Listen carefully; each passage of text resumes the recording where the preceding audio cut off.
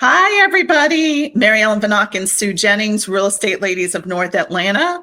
And we are going to talk about some really fun stuff today. The first thing is your kids do not want your stuff. So we're going to talk all about that on your kids really don't want your stuff. And then we're going to talk about homes for sale in the Avalon area in Alpharetta. We're going to talk about what we love about North Atlanta, which is flower shops. And then our design tip of the day, which is an interesting one, which I can't wait to talk to everybody about, is why Southerners love to name their house. So always thought that was interesting because, we're both originally from the North, so it'll be an interesting topic. So, Sue, let's go right into your kids don't want your stuff.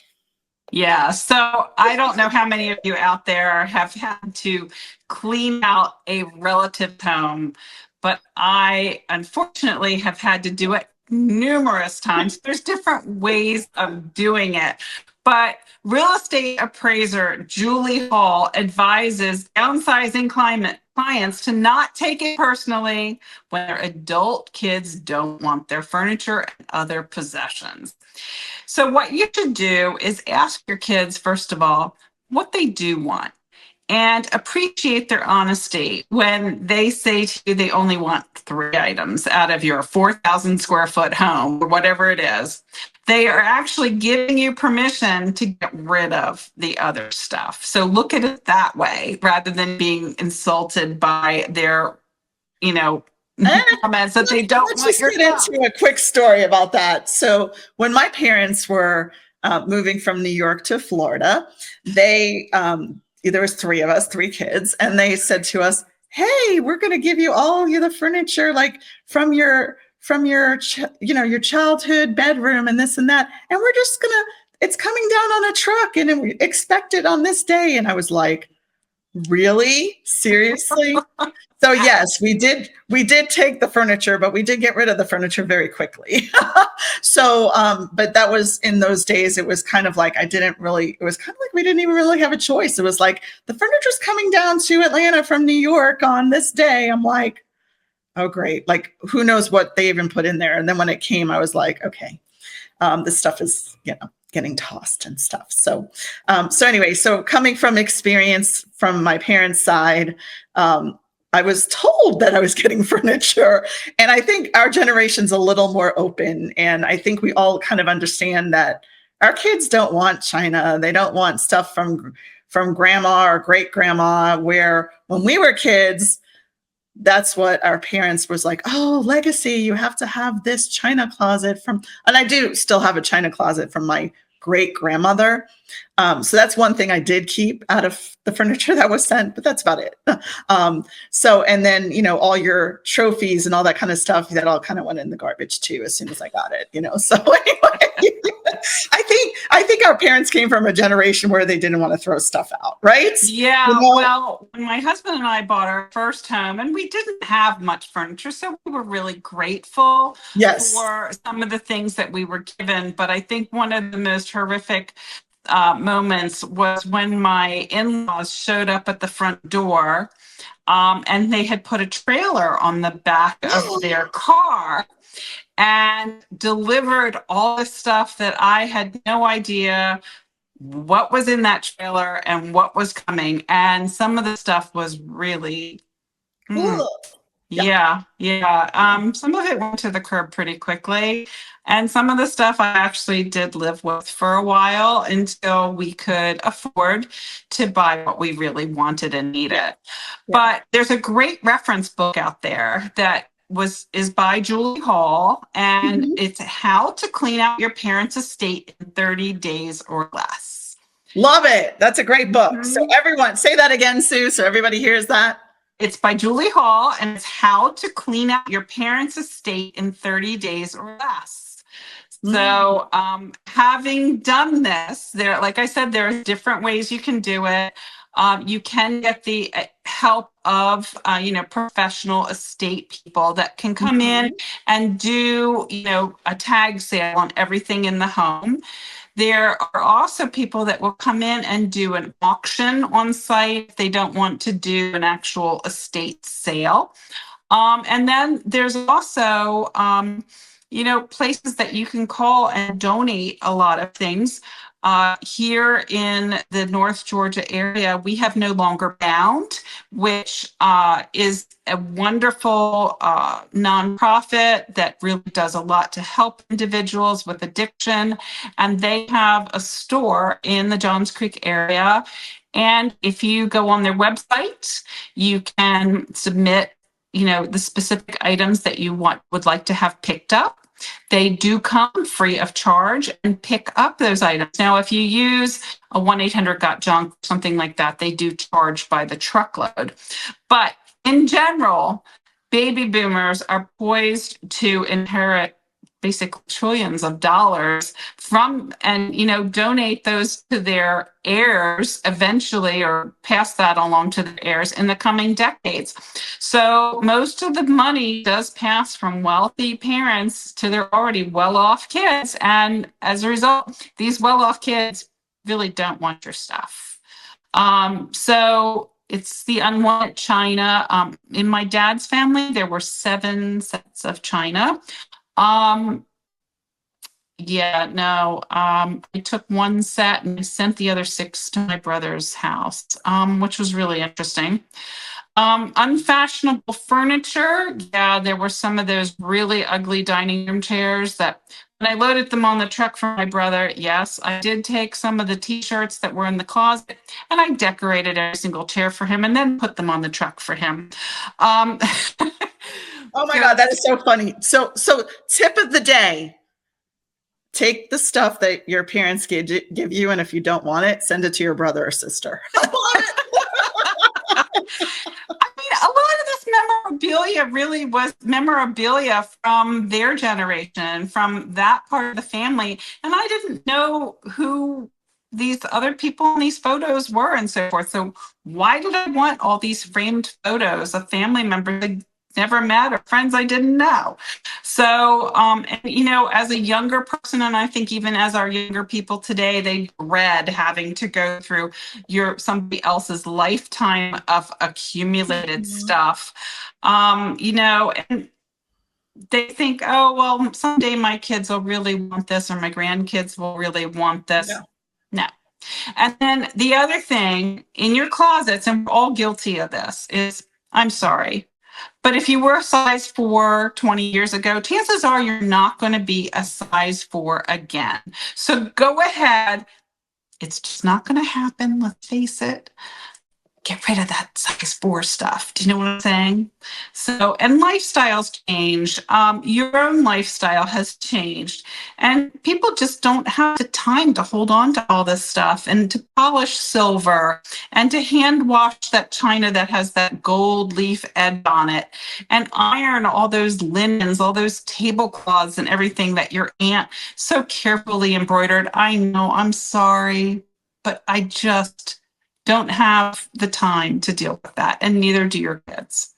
A lot of, your buyers, when you sell your home, they don't want the old stuff either. I hate to tell you. Oh, don't you love it? Okay, Sue, don't you love it when your clients, the sellers, are like, well, we're going to move out, but we want to sell the house with all the furniture in. And I'm like, nope, we don't do that. We're not in a vacation market. We won't do that. And then you look at the furniture and you're like, that's from like 1940s or whatever, 50s or 60s. And you're like, no, I just suggest that if you don't want any of this furniture, here's the numbers of the junk people, of people who will come up. Like, we give you a resource. So I think what's important, if you do want a resource of information, we can send you a packet of who to call for the different things when it comes to decluttering. So we do have a nice PDF of information with phone numbers and everything else. We can send that to you. So just let us know, reach out to us. We can do that. But honestly, when we go to listing appointments and they're like, we want to sell the house with all the furniture so we don't have to move the furniture. And I was like, nope, we don't do that. Nope. And we don't like to get involved with that either. So when people say, and you got to love when you're representing a buyer and this listing agent says, here's a list of things that, your clients can buy from my clients. And we're like, not interested. No. You don't really hear that, not at all. No. I mean, Facebook Marketplace is a great way to get rid of a few pieces like that. But in general, the problem is people will put it on Facebook Marketplace and they will overprice it. And I have to tell you, your stuff's not worth as much as you think it is. I know that was a really expensive table with a gorgeous inlaid tabletop, but as beautiful as some of the 18th century highboy or double chest or the chest of drawers was, I got to break some bad news to you. It's really not worth that much anymore. Yeah. So if you put it on Facebook Marketplace and you charge $1,000 for it, chances are it's worth $100. I know some people have done really, really well on Facebook Marketplace, but unless you want a lot of strangers showing up at your door, it's probably not the thing for you. Yeah. So, it's really interesting. It can work in the opposite direction, though, if you use an auctioneer, for instance, who really knows the value of things. I, had a family home that I was cleaning out, and there was this really ugly gray painted chest in the basement. It was really, really interesting because it had a lot of little drawers, and it was just very, very different. And the auctioneer actually came in and said, "Oh, do you know what this is? This used to have embroidery floss in every one of these drawers. So this was a chest that was in something like a Woolworths years ago, and where they sold DMC embroidery floss." And I was like, "Why'd they paint it dark gray?" And he's like, "I don't know. It's probably like this beautiful mahogany or something underneath the gray paint." And I was like, "This is a piece of junk. Just get it out of here." So the auctioneer took it, sent it to auction, and actually we got several $100s for it because somebody recognized it as an antique. But on the flip side, another story I have is that my aunt's living room was a very large size and had a very unique Oriental rug that was custom made for that living room. Because of the size of the rug, nobody else could use it because it was so large. It only brought $25 at that very same auction. So you just never know, who's going to attend the auction that day and what they really are going to gravitate towards as far as what's going to bring some cash in and what's not. But it is an option. I will say, one of my favorite things to do is to pass off my clients. I tell my clients, call my estate person and do an estate sale. They'll Right. come and evaluate everything, and you can figure out if it's mutually worth it for them to do stuff. Do they take the stuff out if they don't sell it? What is it? So it's just very interesting, an interesting market, but we have some amazing estate people that come in and they love doing these estate stuff, and they'll you might be pleasantly surprised or not surprised at all of what you can get for your stuff. And they do take a percentage of all the proceeds. So that's another thing to take in effect. I've had clients who moved like overseas where they had to get rid of everything. So we just had an estate sale. They didn't care what they got. They just needed to get rid of everything. They couldn't take it with them. So they just got rid of everything. So an estate sale is definitely a direction to go in. And your kids don't want your stuff. Send them over to the estate sale before you have the estate sale. Do you want anything? No. And what I would say is, I've always taken maybe one item, like when my grandmother passed away or my grandfather or whatever, like one item from them to remember. And I'd have that in a nice little memory area. You don't need boxes of stuff, just one item or two items. Right. People don't have the time to collect porcelain figurines. They don't have the time to do stamp collecting like people did years ago. I mean, my own brother used to say to me, "Oh, I want the stamp collection from Uncle so-and-so because it's worth so much money." No, it's really not. And yes, you can have the stamp collection because it's worth squat, and who does that anymore? And all those porcelain figurines and all those, pardon me, but really ugly Royal Dalton mugs with the faces on them and all. Nobody wants that on their bookcases anymore, staring at them, all those faces. I mean, come on. No. Yeah. Okay. So what else do we have to talk about this where, your kids don't want your stuff? I think we kind of killed it. Yeah, no, I think people got the hint as to what we were talking about. Okay. Fantastic. So let's go into, we're going to talk about our neighborhood of the day, which is Avalon, which is in Alpharetta, and it's a live work play area. And we are going to. So what we did was we selected 3 homes. So Mary Ellen, tell us the address of the one at the top of your screen there. Okay. The one here is 316 South Esplanade. Yeah, so this is a 4-bedroom, 4.5-bath home. It's 5,670 square feet, and it's on the market for $3,390,000. Wow. And that's reduced price at that, Mary Ellen, isn't it?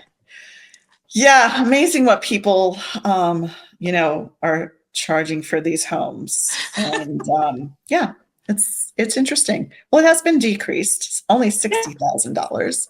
So yeah, I mean, it's a beautiful place. So tell us a little bit about what Avalon is and what do they have at Avalon? Well, Avalon is mixed use. It's a live, work, play, like Mary Ellen said. There's some offices there in large office buildings.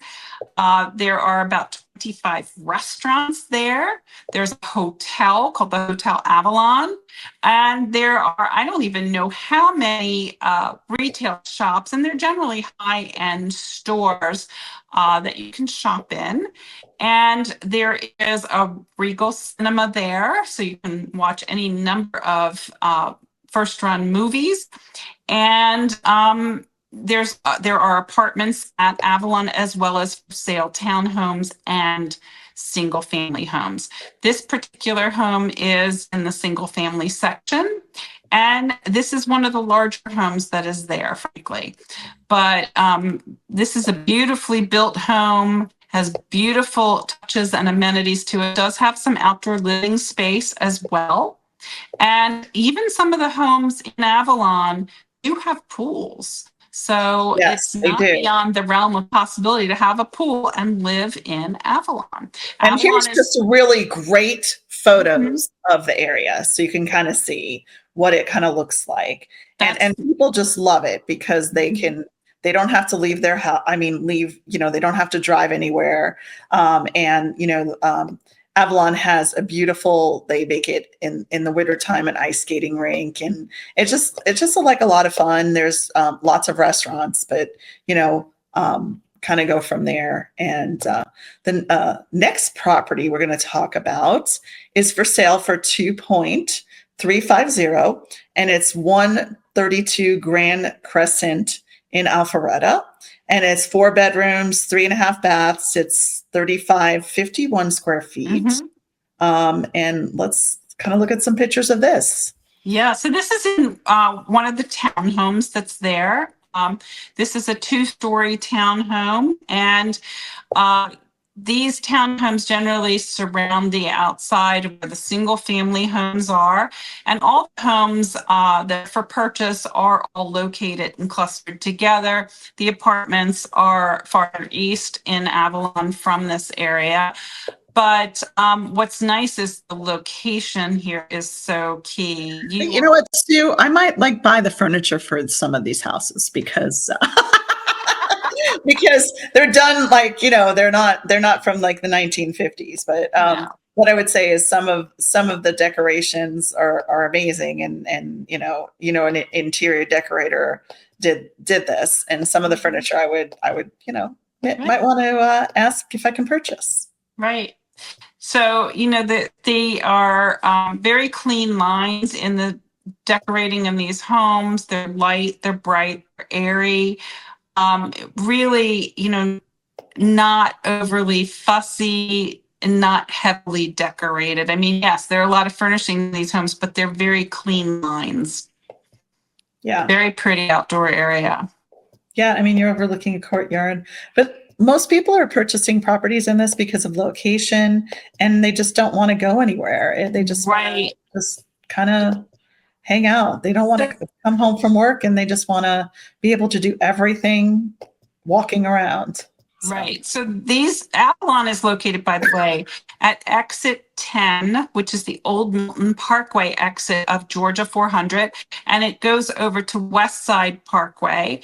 And West Side Parkway is a relatively new road in the Alpharetta area, but gives you great access to other parts of Alpharetta. This is also located along the Alpha Loop Trail, and so you can easily walk to downtown Alpharetta. Okay, so the next one and final one, because we just figured we'd pick 3, so it kind of gives you an idea of the neighborhood as well as what's for sale right now.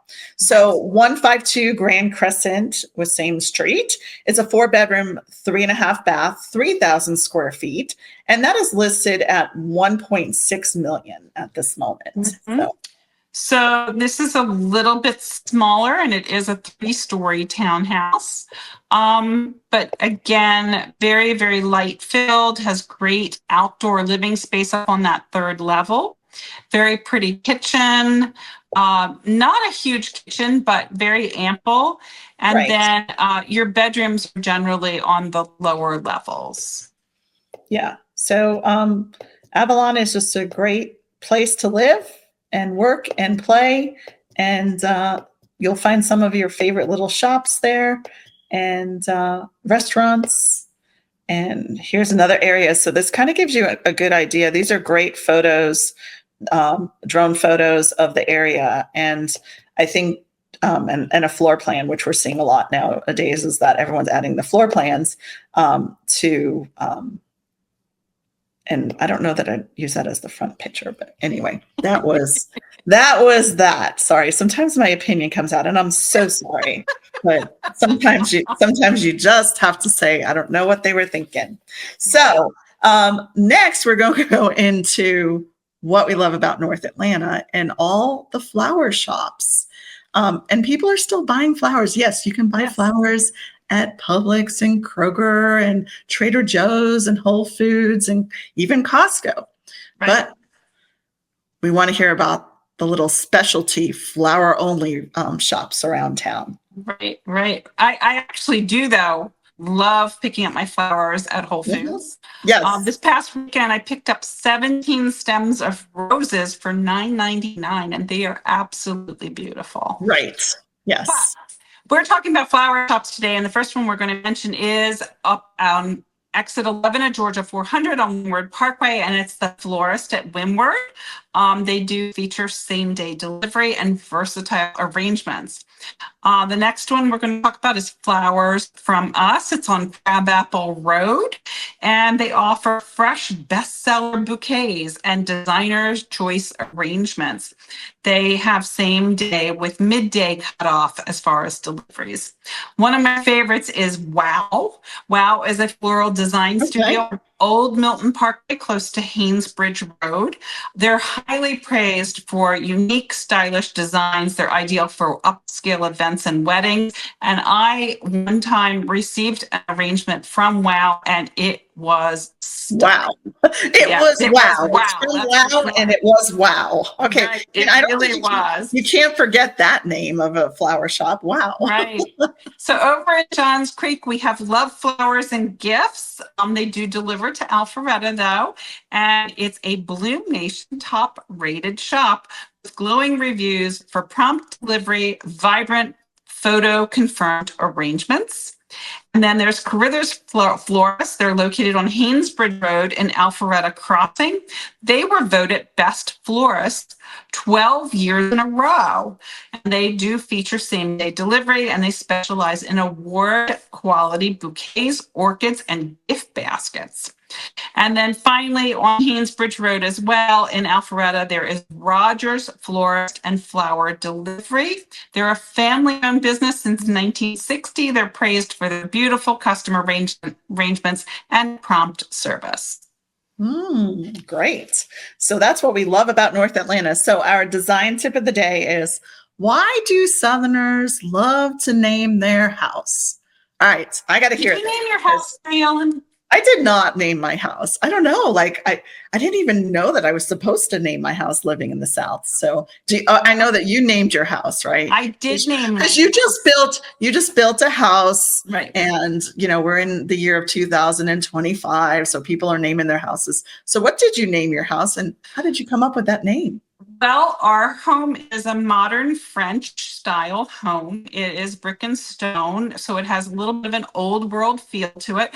But my husband and I both met at Villanova University in Pennsylvania when we were getting our MBAs. So we named our house Villanova.